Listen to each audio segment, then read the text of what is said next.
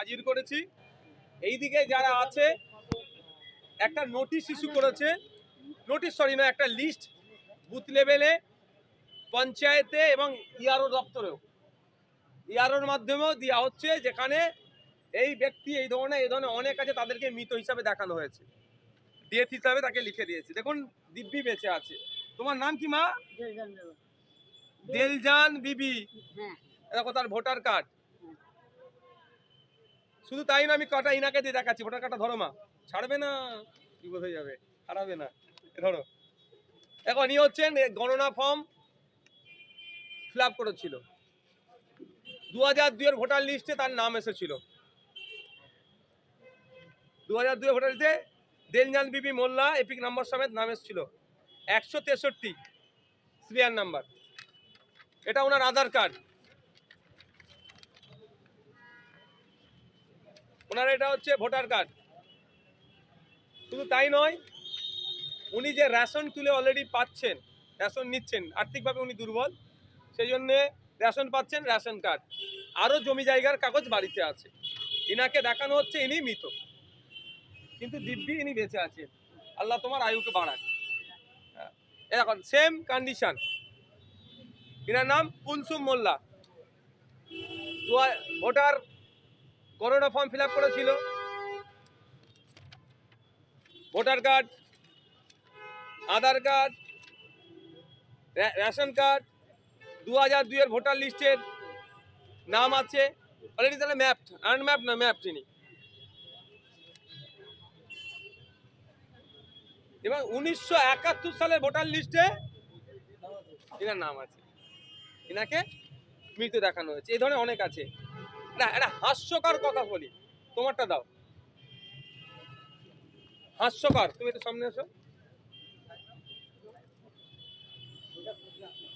ইনাকে পিতার নামের অমিলের জন্য ডাকা হয়েছিল, ইনাকে নোটিশ দেওয়া হয়েছিল 27 জানুয়ারি। পিতার নামে অমিলের জন্য দেখা হয়েছিল, কিন্তু ইনাকে একটা নোটিশ বিএলওর মাধ্যমে, বুথ লেভেল অফিসারের মাধ্যমে সার্কুলেট করা হয়েছে। নোটিশ না সরি, একটা লিস্ট, সেখানে ওনাকে মৃত বলে দেখানো হচ্ছে।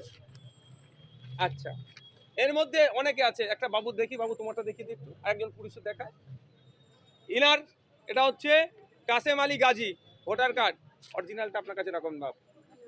হ্যাঁ হ্যাঁ ঠিক আছে, ইনি গণনা ফর্ম ফিল আপ করেছিল। আচ্ছা, আবার টাকা খরচ করে ফেলেছে, এফিডেভিট করেছো? কি এফিডেভিট করতে পারো বলো তো? ভালো লাগো, কি এফিডেভিট করছে, পড়ার টাইম নেই, কেন পয়সাগুলো খরচ করো বলো তো? ব্যাংকের পাসবুক, ওরে বাবা, দলিল পত্র সব আদিল্লা নিয়ে চলে এসছে, যা পেরেছে।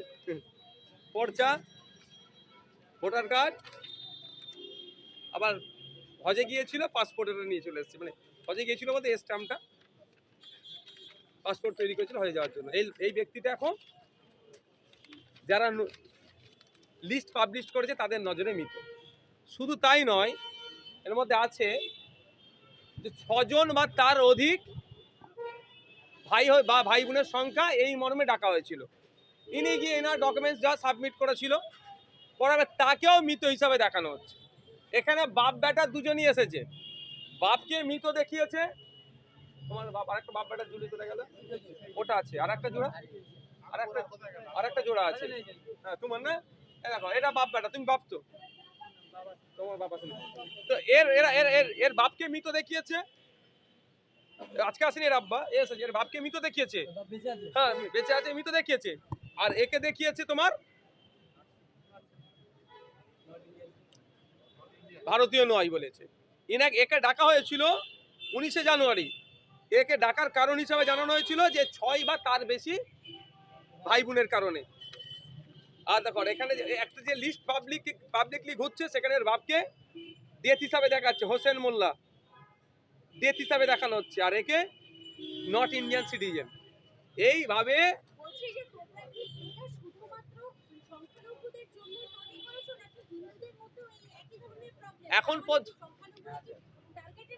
এখন পর্যন্ত সন্দেশখালী বিধানসভার নাজার থানার 3টে অঞ্চল থেকে আমরা কিছু তথ্য পেয়েছি। যতটুকু তথ্য পেয়েছি তার অধিকাংশই সংখ্যালঘু মুসলমানদের। তবে আমার আজকে প্রোটেস্টটা শুধু সংখ্যালঘু মুসলমানদের জন্য হচ্ছে বলে এটা নয়, এফেক্টেড যারা আমার সাথে যোগাযোগ করেছে তড়িঘড়ি আমি এনেছি। সংখ্যালঘু সংখ্যাগুরু আমার কাছে প্রশ্ন নয়, আমার কাছে প্রশ্ন হচ্ছে নির্বাচন কমিশনের অধিকার নাই কাউকে আপনি ভারতীয় নয় এটা ঘোষণা দেওয়ার। আপনি ভারতীয় কি ভারতীয় নয় এটা যাঁচ বাছার দরকার হচ্ছে মিনিস্ট্রি অফ হোম অ্যাফেয়ার্সের মধ্যে পড়ে। নির্বাচন কমিশন আর্টিকেল 324-কে সামনে রেখে স্বচ্ছ ভোটার লিস্ট তৈরি করে ইলেকশনকে কন্ডাক্ট করবে। মারা গেছে নাম বাতিল হবে, বেঁচে থাকলে নাম ইনক্লুড হবে, 18 বছর ঊর্ধ্বে নাম তুলবে, এই কাজ। কিন্তু কে ভারতীয় কে বাংলাদেশি কে আফগানিস্তানি সেটা ডিসাইড করার অধিকার নির্বাচন কমিশনের নাই। শুধু তাই নয়, স্পেশাল ইন্টেন্সিভ রিভিশন যেটা হয়েছে এসআইআর, সেই এসআইআর একটা ম্যানুয়াল আছে, একটা গাইডলাইন আছে, সেই গাইডলাইনে কোনো জায়গায় উল্লেখ করা নাই কাউকে আপনি ভারতীয় নয় এটা বলার।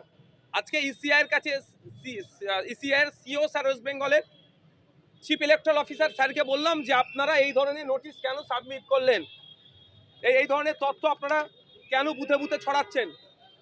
এ প্রচুর আছে, প্রায় 2500। আমি তো অল্প নিয়ে এসেছি, জেরক্স খরচ অনেক লেগে যাবে, অত টাকা আমার নাই। আমি বলছি একটু বলে নিই, তো অল্প নিয়ে এসেছি, জেরক্স করতে গেলে অনেক টাকা খরচ হয়ে যাবে, অত টাকা আমার নাই জেরক্স করার। তো আমি বললাম যে আপনারা এই ধরনের দিচ্ছেন লিস্ট, বলছে এটা আমরা করিনি।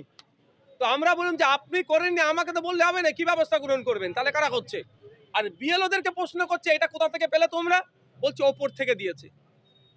এই আরোকে বলা হচ্ছে, বলছে ওপর থেকে দিয়েছি। আবার সব থেকে ওপরে ওয়েস্ট বেঙ্গলে যেখানে আসলাম বলছে আমরা জানি না, পুরো অন্ধকারের মধ্যে আছে।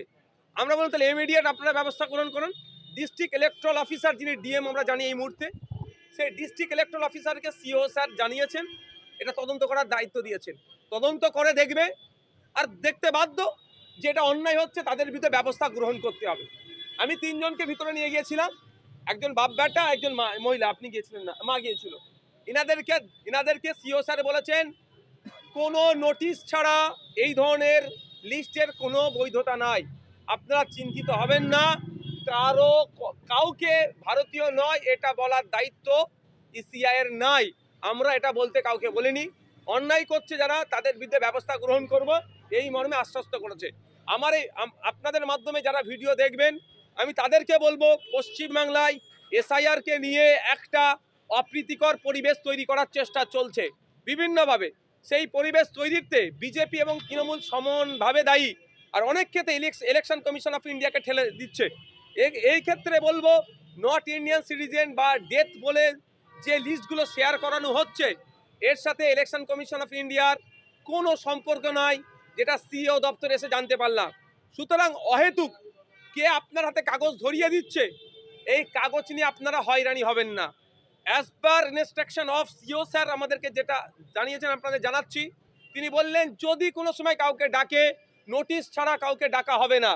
কিন্তু বিএলওরা নোটিশ নয়, জাস্ট একটা এই ধরনের পেপার ধরিয়ে দিচ্ছে, একটা লিস্ট ধরিয়ে দিচ্ছে যেখানে তার নাম এটা হাইলাইট করে নিয়ে এসছে সুবিধার্থে, এখানে যেখানে শুধু এখানে অবজেকশন টাইপ বা এই ধরনের লিখে দিয়ে আসছে, এটা বাইরে কিছু দিচ্ছে না।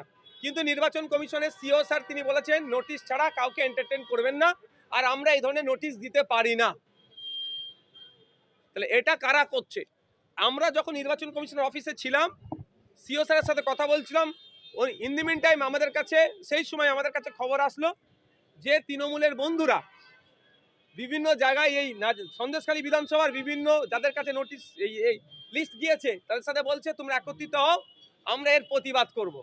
তাহলে কোনো একটা জায়গায় আমাদের সন্দেহ বাড়ছে, সাপ হয়ে কামড়াচ্ছে, ওজা হয়ে ঝাড়ার চেষ্টা করছে। এদিকে টপে বলছেন যিনি আমি নোটিশ দিইনি, আর লোয়ার লেভেলে যিনি দায়িত্বে আছেন সিও মানে ইলেকশন কমিশনে তিনি বলছেন ওপর থেকে আসছে।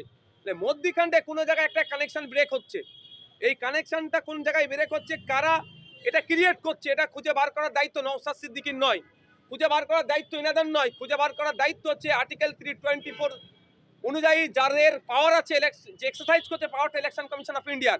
তো ইলেকশন কমিশন অফ ইন্ডিয়া এটা খুঁজে বার করবে, তাদের বিরুদ্ধে ব্যবস্থা গ্রহণ করবে। ওই বিএলওগুলো যারা অস্থিরতার পরিবেশ তৈরি করার জন্য এই ধরনের লিস্ট তৈরি করে সাধারণ মানুষকে হয়রানির আতঙ্কের পরিবেশ তৈরি করছে, এই অবধি বলে এসেছি। আমরা এবার দেখব পরের স্টেপ ইলেকশন কমিশন অফ ইন্ডিয়ার কলকাতা চ্যাপ্টার ওয়েস্ট বেঙ্গল চ্যাপ্টারের সিও স্যার কি করেন। না প্রশ্ন আমি ফর্ম 7 আমার নামে যে কেউ দিল, ফর্ম 7 দিল মানে এটা নয় আমি ভারতীয় নয়। আমাকে ডাকতে পারে ফর্ম 7 এর এগেনস্টে, ডাকবে, কিন্তু ভুল তথ্য পরিবেশন করে ফর্ম 7 দিলে রিপ্রেজেন্টেশন অফ পিপল অ্যাক্ট 1951 যেটা আছে এখন মনে আসছে না, ওই অনুযায়ী 21 নম্বর ধারাতে বলা হয়েছে আমরা যেমন ভুল তথ্য দিয়ে যদি আমার ভোটার লিস্টে নাম তুলি আমার মামলা হবে, ঠিক আমার নামে ফর্ম 7 কেউ যদি দেয় আমি ভারতীয়, আমাকে মানে ভারতীয় নয় হিসাবে দেখে দেওয়ার জন্য তার বিরুদ্ধে ব্যবস্থা গ্রহণ হবে। সুতরাং তার জন্য আমি নট ইন্ডিয়ান সিটিজেন লিখে আমার কাছে নোটিশ কেউ দিতে পারে না। লিখে দেওয়া মানেই তাহলে হয়ে যাচ্ছে কি আমি ভারতীয় নই। কেউ চ্যালেঞ্জ করে দিলে আপনাকে আপনি ভারতীয় নয়, হয়ে গেল তাহলে।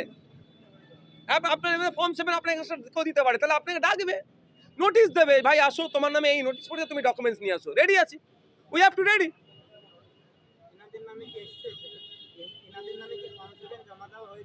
কি করে আমি বলবো, সেইটা নিয়ে তো আমার লেনা দেনার প্রশ্ন নেই। আপনি আমাকে বিএলও নোটবোর্ড এ ধরাচ্ছে, লিস্ট ধরাচ্ছে বিএলও, সেই লিস্টে আমি ইন্ডিয়ান সিটিজেন নয়, সেই লিস্টে আমি জীবিত নয়। এখানে দেখুন না, এই বাম দিকটা আমার ডান দিকটা সবাই মৃত, বুঝুক নয়, এবার গায়ে হাত দিতে গেলে মা দিচ্ছে তো গায়ে হাত, হ্যাঁ ঠিক আছে, টাচ হচ্ছে তো বাবু, গায়ে হাত দিচ্ছি আর টাচ হচ্ছে তো, ফিল আসছে তো, নাটক হচ্ছে, এই নাটক বন্ধ করতে হবে। এই নাটক করে পশ্চিমবাংলায় অরাজকতা তৈরি করা হচ্ছে। আমরা স্বচ্ছ ভোটার লিস্ট তৈরির পক্ষে, কোনোভাবে ঘুষপেটিয়া বলেন, অবৈধ বলেন, ডুপ্লিকেট বলেন, একাধিক জায়গায় ভোটার লিস্টে মৃত ভোটার, শিফটেড ভোটার, সেগুলো বন্ধের পক্ষে আমরা। কিন্তু আমরা বন্ধের পক্ষে মানে এই নয় যে জীবিতকে মৃত দেখিয়ে দেবে, ভারতীয়কে বলে ভারতীয় নয়, এই ধরনের যেটা রাইটের মধ্যে পড়ছে না, এটা নিয়ে যদি কেউ করে আমরা ছেড়ে কথা বলবো না। তাই আজকে এসেছি, জানিয়েছি, ব্যবস্থা গ্রহণ করবে আশ্বস্ত করেছে, পরবর্তী পদক্ষেপ আমরা নেব।